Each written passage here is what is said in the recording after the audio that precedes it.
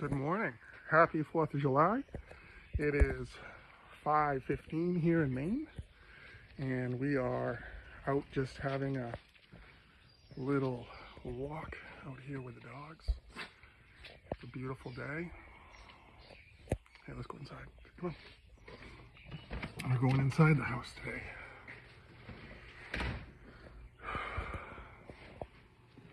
How was your day? This is my home. This is my home. These are my dogs. Come on, dogs. Come on. Come on. Good girls, good boys. Good girl, good boy. Come on. These are all this is the chaotic of this house. It is crazy. We have dogs. We have lots of dogs. As you can see, all the doggies. Doggies everywhere. Doggies. This is what we have. We have dogs. Go lay down, guys. I gotta plug this in. Hold on a second. Hold on. We need some light. We need some light. Go lay down. There we go. Let there be light. This is Lila. Say hi, Lila. That's Penelope. This is Bear. Say hi, Bear. Bear. And this is Phineas. Oh, easy. Easy. No. Now, I'm going to open up their playpen. 4 dogs. 2 Akitas, 1 Lab, and 1 French Bulldog. You want to talk about crazy in a house? That's crazy. Hold on. You guys want water? Hey, you're not going to eat right now. No. Oh, it's worse than having kids. I'm telling you, I've had 2 kids. Having 4 dogs, much different. So, how did you sleep? Hey, Bear. Say hi. Hey, Bear. This is Bear. You good boy. You good boy. This is Penelope. Hey, Penelope. Go lay down. All right, go play. Not time to eat yet. No, stop.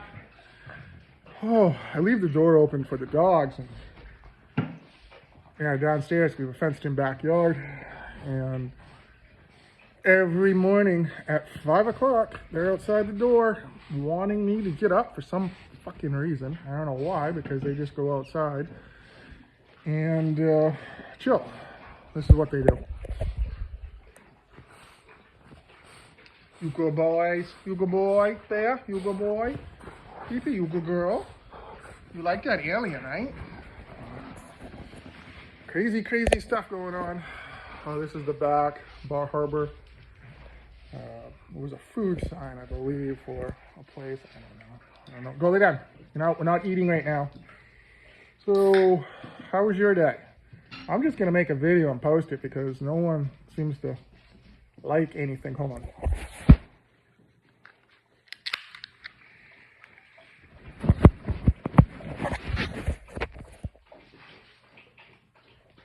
I don't drink coffee. I don't drink coffee at all. Coffee, from my understanding, is not good for your nervous system first thing in the morning. So I choose to put sugar in my body instead, and then I vape. Oh, my neck is sore today. My body's sore today. I have CRPS. It's, if you don't know what CRPS is, it's the most painful pain disease, chronic pain disease in the world with no cure or no pharmaceuticals treatment. So that's my gift I have for my body. I've had it since 2000 and, I started my, let's see, let me go backwards. When I was a child, I was in an accident, and I was down a hill snowmobiling, and I fell off, and it wasn't good. So, getting older, my back has been, I'm tall, I'm 6'6", and I noticed that when I was in 7th grade, 8th grade, I started to have some tingling in my legs. And I didn't know why, and I just figured it was normal because you're a kid. And I got older, and it was getting worse. And freshman in high school, I broke my ankle playing basketball. And I had to have surgery on my right ankle. I had a plate and screws put in. And I was in a cast in a walking boot for 6 months. And then my freshman year, baseball season started, and I was a really good baseball player, and younger, and pitcher, and I was in the varsity team. And my first game back from breaking my ankle and being in the cast, and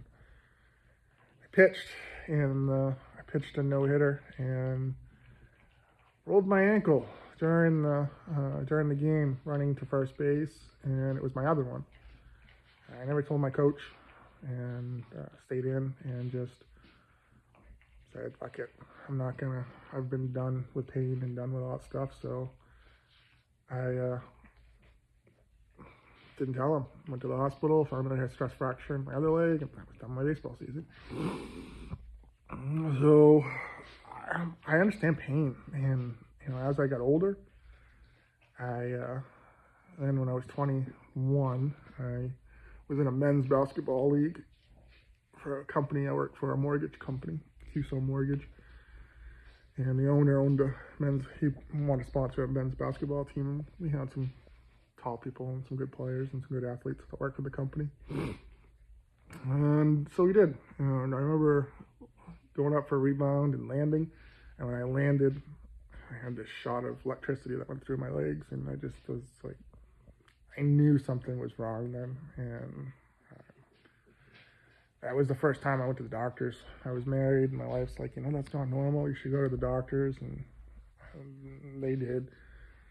There were things, and they said, you got some issues. I'm like, well, I'm not going to do anything else. I'm just starting my career, and I'm young, and I can fix it. So then QSO, after the basketball thing, they had a downsizing, and it seems to be a theme with my career, that I'm only supposed to be there for a little bit, and then I'm let go for some reason. And usually I'm a good employee, and I'm the one let go for some reason. The boss told me that he was doing me a favor.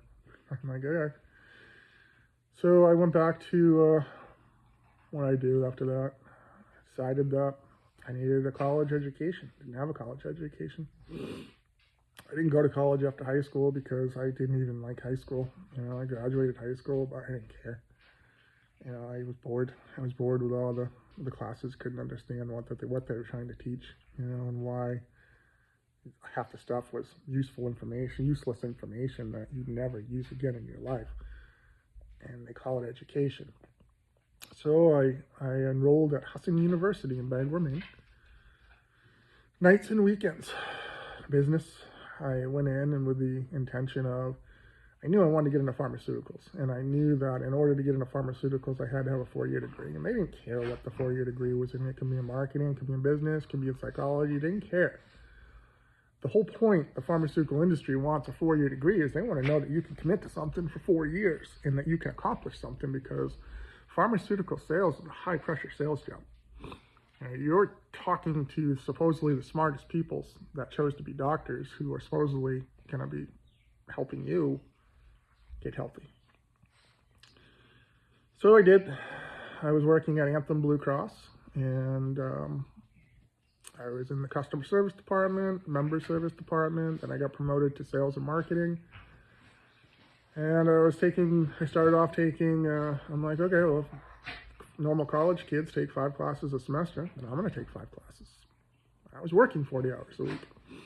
So my days for 5 consecutive years consisted of waking up at 5 o'clock in the morning, spending a little time with my wife and kid, and then going to work. Going to work at about 8 o'clock. Worked until 5. My classes started at 5:40. One at 5:40 to 7, and then the second one was like 7:10 to 9:45, and that was Tuesday, Thursday, Monday, Wednesday. Then I had Monday, Wednesday, and then I went Saturdays. Saturdays 8 to 12, 9 to 12. for one class, and I always picked my psychology classes, and after the first one, it was the same professor who was a psychologist in town, and I asked him, like, I told him, I explained my situation. I said, I'm only doing this to, get a degree in pharmaceuticals, and, can I just test out into psychology if I don't, if I ace the first test? And he said, sure, you're not going to ace the test, but sure, you can try. So I took the first test, and I got a 98, and he's like, okay, fine, just test out. And that's what I did. And that led me to realize that mental health was easy. Easier than, all you're doing is doing prescriptions. You're writing prescriptions for someone and do as I say, not as I do. So I graduated in 2002. My daughter was born in 2000, my only daughter. So I have two children. One was born in 97, one was born in 2000, boy to girl. And I graduated in 2002, and I got offered a job with Coast Pharmaceuticals doing baby formula. Got hired, and then all of a sudden they had to downsize, and the job never came to fruition. So I was like, okay, whatever. So then I got hired by Forest Pharmaceuticals. Didn't know anything about them. I just had one friend in the pharma industry, and he's like, just get in. Forest is a good company. They got a ton of they got a ton of money, ton of marketing. So, get in there. So I got hired at Forest Pharmaceuticals, and I was promoting Celexa. Well, then Lexapro came out, and I started researching it and noticing that Lexapro is the enantiomer. Enantiomer is the mirror image of Celexa. So picture yourself standing in front of a mirror and doing this. Well, this is Celexa, this is Lexapro. They're the same, but they're reversed. Enantiomers. So that was my first eye-opening of the science medicine on mirror psychology and on reversing actual chemical compounds and then re-promoting them to something else. See, the more that you look into science research, it's luck. These people put these chemicals and they competed against a non-active substance with humans. A non-active substance is placebo. Placebo could be sugar. It could be saline. It's nothing.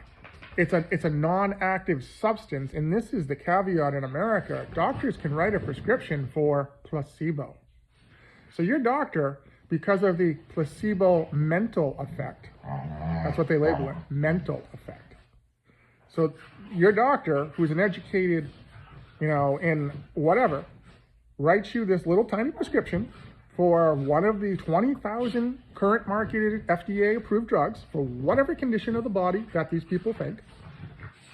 And that's it. That's called medicine. It's bullshit.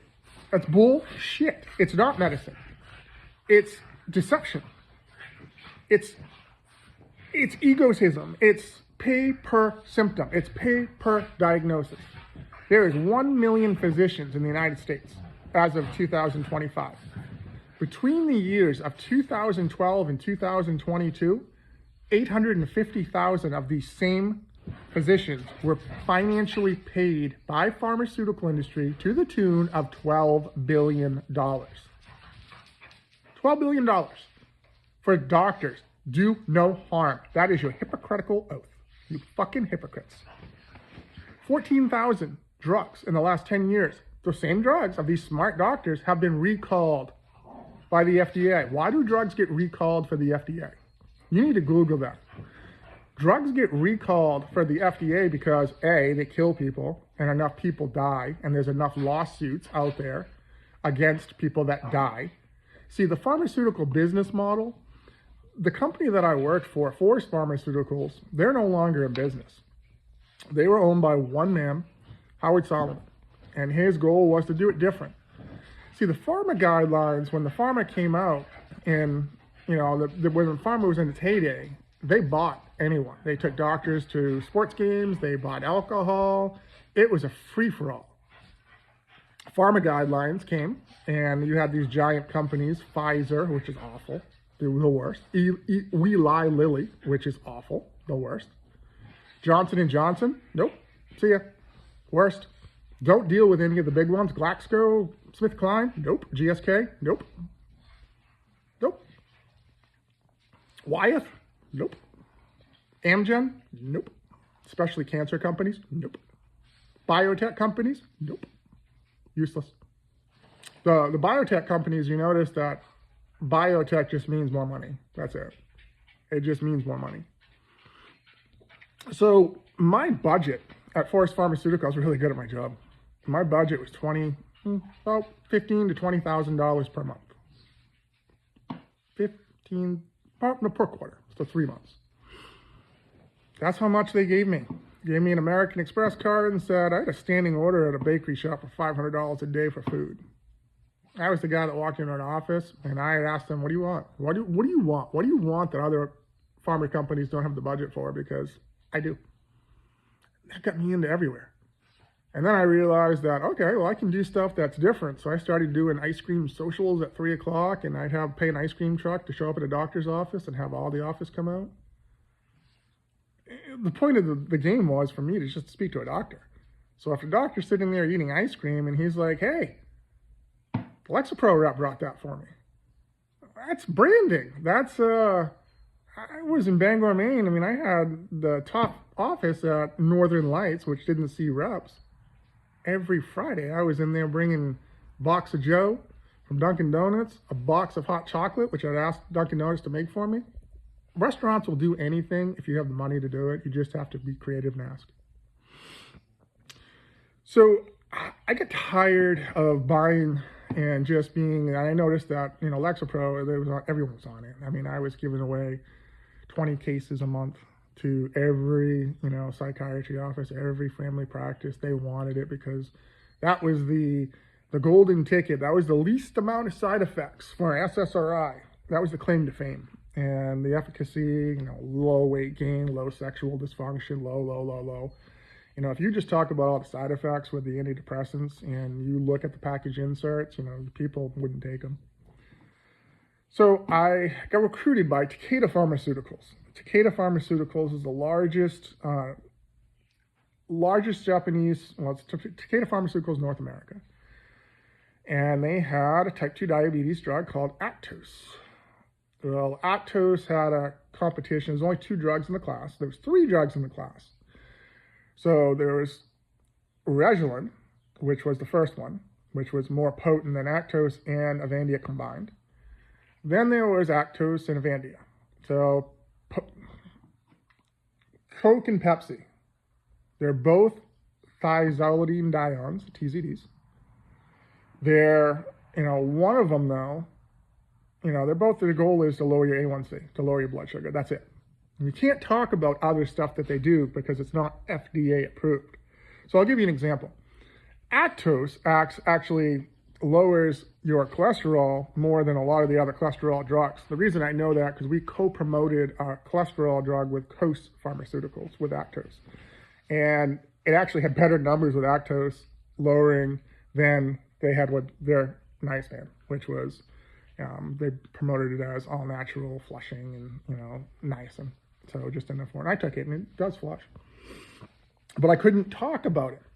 And then I had a doctor in Ellsworth who was telling me that he was using Actos for plaques and tangles for dementia and Alzheimer's. And he went to a conference in Arizona to this William Shackle guy who was using Actos for his dementia patients and seeing tremendous results. Again, I couldn't talk about that as a company because the FDA says, oh, no, you guys didn't do that. So we have to approve that. We are the egocentric, narcissistic people who tell you if a drug is good or not. Listen to our white coats and our multiple PhDs and, do as I say, not as I do, because we're the lab people. And we don't believe in anything except ourselves because we're scientists. That's what scientists believe in. We don't believe in anything but ourselves. We believe in facts. We believe in science and statistics. Well, you don't believe in statistics because if you people believed in statistics, then you would be embarrassed by the FDA recalling 10,000 drugs out of 20,000, or actually 14,000 they've recalled in the 10 years, and there's only 20,000 on the market now. I don't care if I'm unpopular with the United States. Doesn't fucking matter to me. I'm trying to educate people on a corrupt system within our own country that is keeping you people, they have you exactly where they want you.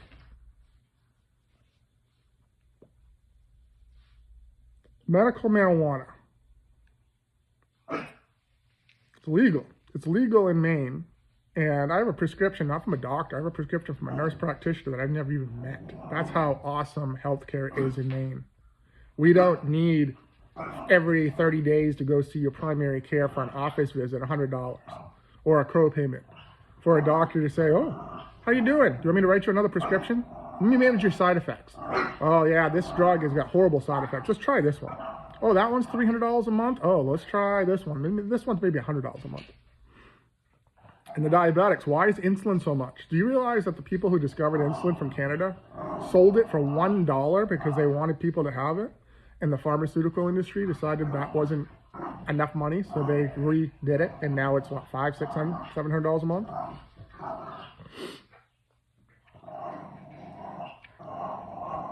I'm 52 years old in a couple days, and I have no use for the pharmaceutical market in my lifetime anymore. So, Penelope, stop. None. Penelope, stop it. None. So I'm never taking another pharmaceutical. I'm never taking another jab. I took the jab because I wanted to go on a cruise, and my selfish reasons, it was the only reason to do it. So, plus my 2 children are vaccinated. My daughter's a teacher, and my son works in the school department also. Or actually works at St. Joe's Hospital right now. My daughter is a kindergarten teacher. And my son's a psychology major.